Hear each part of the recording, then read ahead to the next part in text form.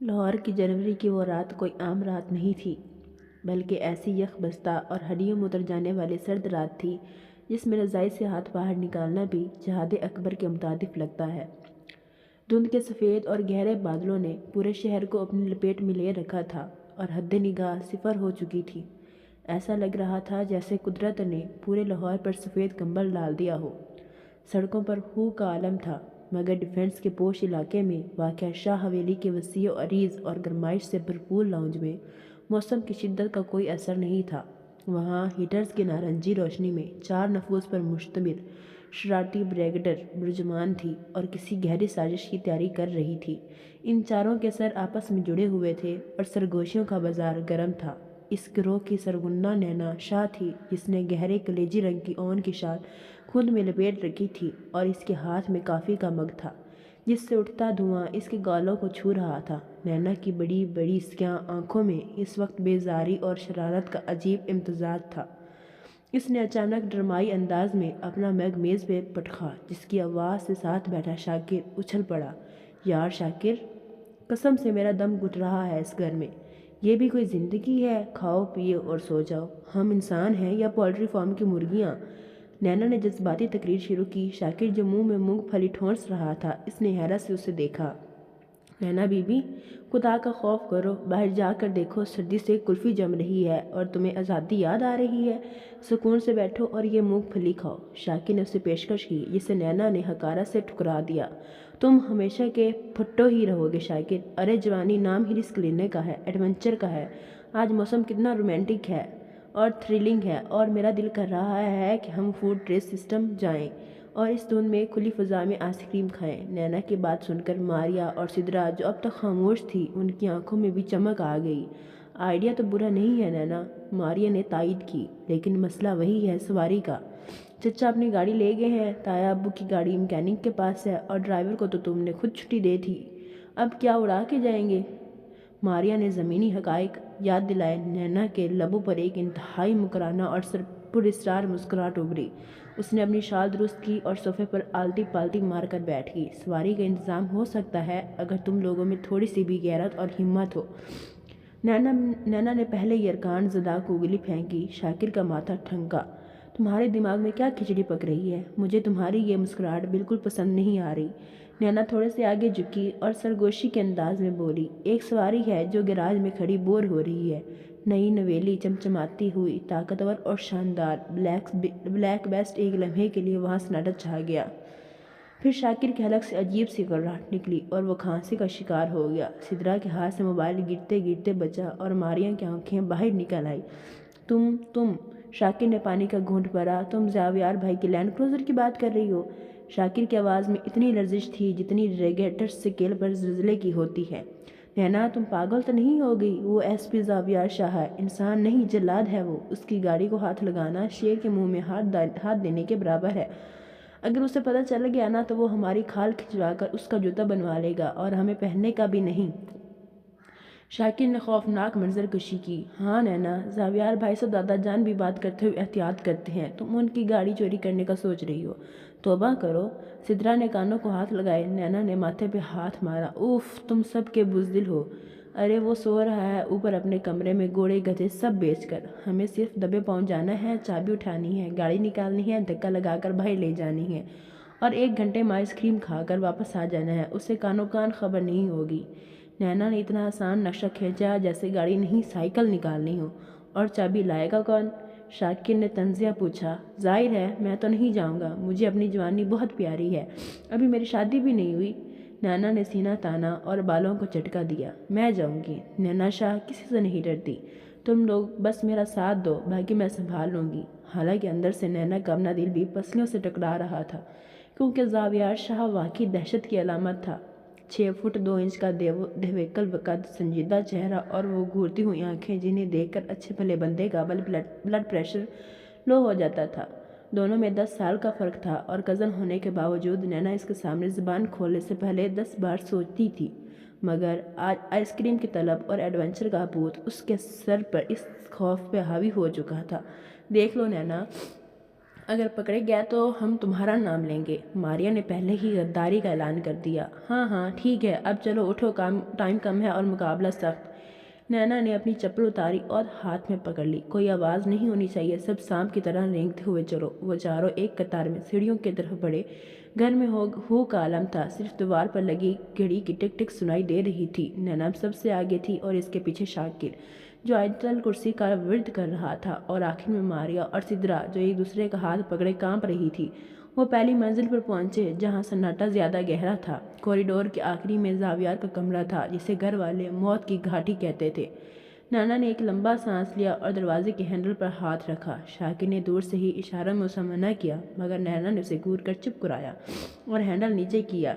دروازہ پرانا نہیں تھا، مگر پھر بھی رات کی خاموشی میں ہلکی سی چرر کی آواز آئی، جو نینا کو کسی دھماکے جیسی لگی۔ وہ وہیں جم گئی اور آنکھیں بند کر لی۔ یا اللہ تیرا آسرا، بس یہ دیو سوتا رہے۔ چند سیکنڈ گزرے، کوئی حرکت نہیں ہوئی۔ نینا نے ایک آنکھ کھول کر جھانکا، اندر گپ اندھیرا تھا، صرف کھڑکی سے باہر کی سٹریٹ لائٹ کی ایک پتلی سی لکیر فرش پہ پڑ رہی تھی۔ نینا نے ہمت کی اور اندر قدم رکھا۔ کمرے کا درجہ حرارت باہر کی نسبت بہت زیادہ تھا اور ہوا میں زاویار کے مہنگے پرفیوم کی خوشبو رچی ہوئی تھی۔ نینا نے اندھیرے میں آنکھیں پھاڑ کے دیکھا۔ سامنے کنگ سائز بیڈ پر زاویار اوندا لیٹا ہوا تھا۔ اس کا ایک بازو سر کے نیچے تھا اور دوسرا بیڈ سے نیچے لٹک رہا تھا۔ وہ گہری نیند میں تھا۔ اس کی بھاری سانسوں کی آواز نینا کے دل کی دھڑکن کے ساتھ میچ کر رہی تھی۔ نینا کی نظریں سائیڈ ٹیبل پر گئی، جہاں موبائل کے ساتھ وہ سیاہ رنگ کی چابی چمک رہی تھی، جو ان کی آزادی کا پروانہ تھی۔ نینا پنجوں کے بل چلتی ہوئی آگے بڑھی۔ اس کا ہر قدم دل پر ایک بوجھ تھا۔ وہ بیڈ کے قریب پہنچی۔ اب وہ زاویار کے اتنے قریب تھی کہ اگر زاویار ہاتھ ہلاتا تو اسے پکڑ سکتا تھا۔ نینا نے سانس روک لی اور اپنا کانپتا ہوا ہاتھ چابی کی طرف بڑھایا۔ اس کی انگلیاں چابی کے ٹھنڈے دھات کو چھونے ہی والی تھی کہ زاویار نے اچانک حرکت کی۔ نینا کا سانس گلے میں اٹک گیا۔ اس نے جلدی سے ہاتھ پیچھے کھینچا اور وہیں قالین پر بیٹھ گئی۔ زاویار نے نیند میں کروٹ بدلی اور کچھ بڑبڑایا۔ نینا کو لگا کہ اب بس لائٹ جلے گی اور اس کی موت واقعہ ہو جائے گی۔ شاکر، جو دروازے کے باہر کھڑا جھانک رہا تھا، اس کی حالت قہر ہو گئی تھی۔ وہ بھاگنے ہی والا تھا کہ زاویار نے ایک گہرا سانس لیا اور دوبارہ سو گیا۔ نینا نے اللہ کا شکر ادا کیا اور دوبارہ ہمت کر کے کھڑی ہوئی۔ اس بار اس نے بجلی کی تیزی سے چابی اٹھائی اور اسے مٹھی میں دبوچ لیا۔ مشن کمپلیٹ، اس نے فاتحانہ انداز میں خود سے کہا اور دبے پاؤں پیچھے ہٹی۔ کمرے سے باہر نکلتے ہی اس نے لمبا سانس لیا اور شاکر کو چابی دکھائی۔ مان گئے کرو، شاکر نے دبی آواز میں نعرہ مارا۔ وہ چاروں بھاگتے ہوئے نیچے گیراج میں پہنچے، جہاں سیاہ رنگ کی دیوہکل لینڈ کروزر کسی سوئے ہوئے درندے کی طرح کھڑی تھی۔ نینا نے ریموٹ سے لاک کھولا، گاڑی کی انڈیکیٹر لائٹ جلائی تو گیراج روشن ہو گیا۔ اب سب سے مشکل مرحلہ، نینا نے سنجیدگی سے کہا، گاڑی سٹارٹ نہیں کرنی، ورنہ اس کے انجن کی آواز سے زاویار تو کیا محلے کے مردے بھی جاگ جائیں گے۔ ہمیں اسے دھکا لگا کر گیٹ سے باہر نکالنا ہوگا۔ شاکر نے اپنا سر پکڑ لیا۔ یار، یہ ظلم ہے مجھ معصوم پر۔ یہ گاڑی ہے یا ٹینک؟ اسے دھکا کیسے لگائیں گے؟ لگاؤ زور، ورنہ آئس کریم بھول جاؤ، نینا نے حکم دیا۔ سدرا ڈرائیونگ سیٹ پر بیٹھ گئی تاکہ اسٹیئرنگ سنبھال سکے اور باقی تینوں نے پیچھے سے دھکا لگانا شروع کیا۔ یا اللہ مدد! شاکر نے زور لگایا، گاڑی انچ بھر ہلی۔ سردی میں بھی شاکر کے ماتھے پر پسینہ آ گیا۔ زور لگا کے ہیشا، نینا نے سرگوشی میں نعرہ لگایا۔ بڑی مشکلوں سے ہانپتے کانپتے وہ گاڑی کو پورٹ سے نکال کر گیٹ تک لائے اور پھر ریمپ سے نیچے سڑک پر اتارا۔ جیسے ہی گاڑی سڑک پر آئی، سب نے سکھ کا سانس لیا۔ شاکر تو وہی سڑک پر لیٹنے والا تھا۔ میری کمر، ہائے میری کمر ٹوٹ گئی ظالموں! ڈرامے بند کرو اور بیٹھو جلدی، نینا نے اسے ڈانٹا اور خود ڈرائیونگ سیٹ سنبھال لی۔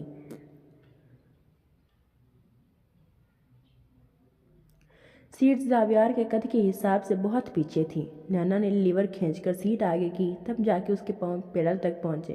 اس نے بسم اللہ پڑھ کے سٹارٹ بٹن دبایا۔ انجن ایک طاقتور گرج کے ساتھ جاگ اٹھا۔ یہ آواز نینا کے لیے دنیا کی سب سے سریلی موسیقی تھی۔ Let's go party!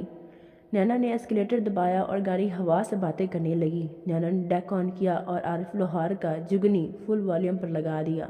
گاڑی میں ایک جشن کا سماں بن گیا۔ نینا گاڑی کو رنگ روڈ پر لے آئی، جہاں دھند کا راج تھا، مگر نینا کو کوئی پرواہ نہیں تھی۔ اسے لگ رہا تھا کہ وہ کسی ویڈیو گیم میں ہے۔ دیکھا، میں نے کہا تھا نا کچھ نہیں ہوگا، تم لوگ خواہ مخواہ ڈر رہے تھے، نینا نے اسٹیئرنگ پر تال دیتے ہوئے کہا۔ زاویار بھائی کو پتہ بھی نہیں چلے گا اور ہم واپس بھی آ جائیں گے۔ شاکر جو فرنٹ سیٹ پر بیٹھا سیٹ بیلٹ کو ایسے جگڑے ہوئے تھا جیسے زندگی کی آخری ڈور ہو، بولا، نینا آہستہ چلاؤ، دھند بہت ہے، کچھ نظر نہیں آ رہا آگے۔ ارے چل ماحول مت خراب کر، یہ لینڈ کراؤزر ہے، اس کی سینسز بہت تگڑے ہیں، یہ خود سب دیکھ لیتی ہے۔ نینا نے اپنی جہالت کا مظاہرہ کیا اور سپیڈ مزید بڑھا دی۔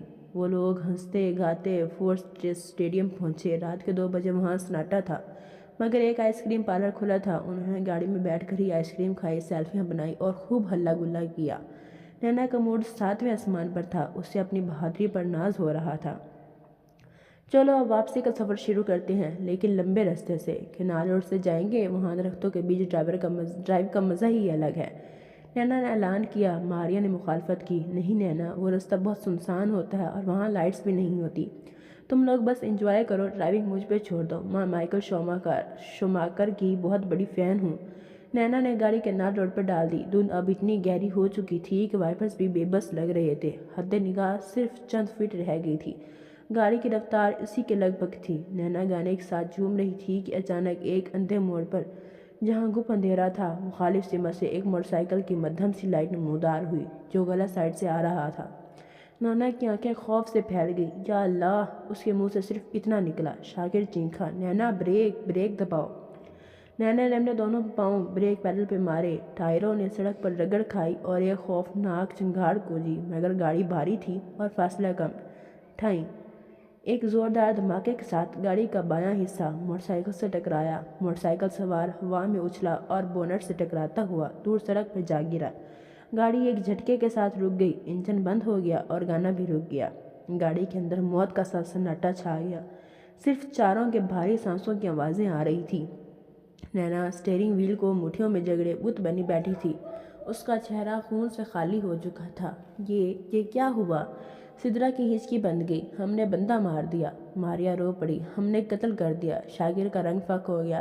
زاویار بھائی ہمیں زندہ نہیں چھوڑیں گے۔ شاکر نے سر پکڑ لیا۔ نینا کو اپنی ریڑھ کی ہڈی میں سنسنی دوڑتی محسوس ہوئی، اس کا نشہ حرن ہو چکا تھا۔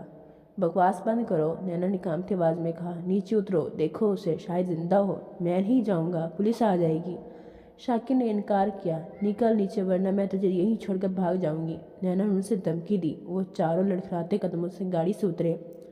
دھند میں وہ منظر کسی ہارر مووی کا لگ رہا تھا۔ موٹر سائیکل کا اگلا پہیہ الگ ہو چکا تھا اور سڑک پر پیٹرول بہہ رہا تھا۔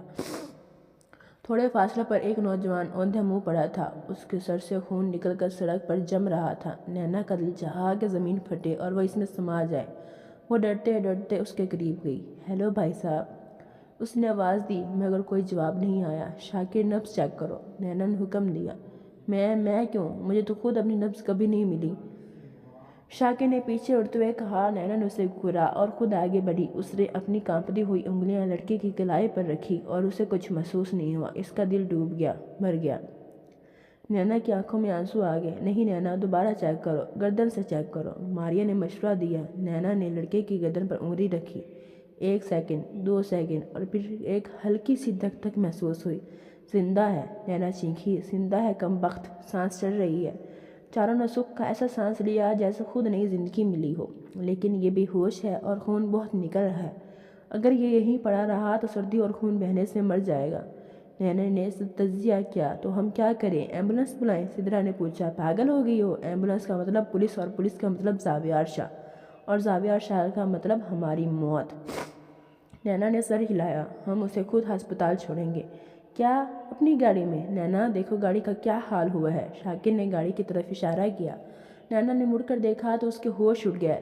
لینڈ کراؤزر کا بایاں بیمپر بری طرح پچک گیا تھا اور خوبصورت LED ہیڈ لائٹ چکنا چور ہو چکی تھی۔ نینا کو اپنی آنکھوں کے سامنے زاویار کا سرخ چہرہ نظر آنے لگا۔ اوہ مائی گاڈ، بلیک بیسٹ، یہ تو بلیک کچرا بن گئی۔ نینا نے سر تھام لیا۔ زاویار مجھے کچا چبا جائے گا، ہڈیوں سمیت۔ گاڑی کو چھوڑو، بندے کو اٹھاؤ ورنہ قتل کا پرچہ کٹے گا۔ شاکر نے اسے ہوش دلایا۔ نینا اور شاکر نے بڑی مشکل سے اس بے ہوش لڑکے کو اٹھایا جو خاصا بھاری تھا اور اسے پچھلی سیٹ پر لٹایا۔ اس کا خون گاڑی کی مہنگی لیدر سیٹس پر لگ رہا تھا، مگر اب کس سے پرواہ تھی؟ وہ لوگ دیوانہ وار گاڑی بھگاتے ہوئے قریب 3 سرکاری ہسپتال پہنچے۔ ایمرجنسی کے گیٹ پر گاڑی روک کر انہوں نے اسٹریچر والوں کو آواز دی۔ وارڈ بوائے بھاگتے ہوئے آیا ہے۔ کیا ہوا ہے اسے؟ ایکسیڈنٹ ہوا ہے؟ ڈاکٹر نے پوچھا۔ نینا نے فوری مسمت کا ماسک چڑھایا۔ جی ڈاکٹر صاحب، ہم تو فیملی کے ساتھ جا رہے تھے، سڑک پر یہ بیچارہ پڑا تھا، کسی نامعلوم گاڑی نے ٹکر ماری تھی، ہمیں ترس آ گیا، انسانیت کے ناطے لے آئے۔ نینا نے اتنی صفائی سے جھوٹ بولا کہ شیطان بھی اش اش کر اٹھے۔ ڈاکٹر نے ان گھبرائے ہوئے بچوں کو شک کی نگاہ سے دیکھا، مگر مریض کی حالت دیکھ کر اسے اندر لے گیا۔ آپ لوگ ریسیپشن پر انٹری کروائیں، ڈاکٹر نے کہا۔ جی ابھی کرواتے ہیں۔ شاکر نے سر ہلایا اور جیسے ہی ڈاکٹر کی پیٹھ مڑی، نینا نے شاکر کا کالر پکڑا۔ بھاگو! وہ چاروں گاڑی میں کودے اور نینا نے گاڑی ایسا بھگائی جیسے رن وے پر جہاز اڑنے لگا ہو۔